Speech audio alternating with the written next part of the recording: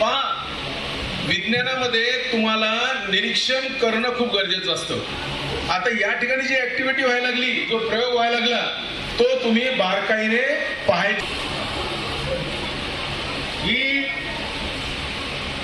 जी प्लास्टिकची जी थैली आहे, मोठी लांब थैली, याला मी एका साईडला काय केलं, गाठ बांधून पॅक करून टाकलं.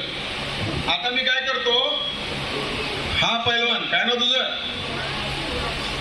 शिवराज. आणि तुझं नाव काय?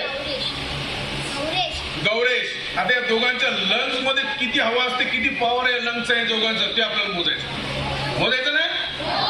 कोणाचं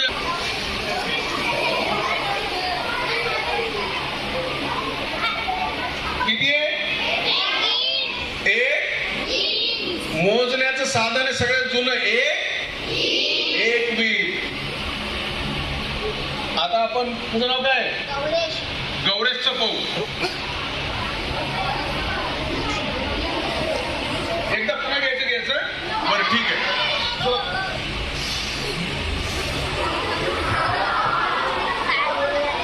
पुन्हा जोरात फुंकायचं असतं ना.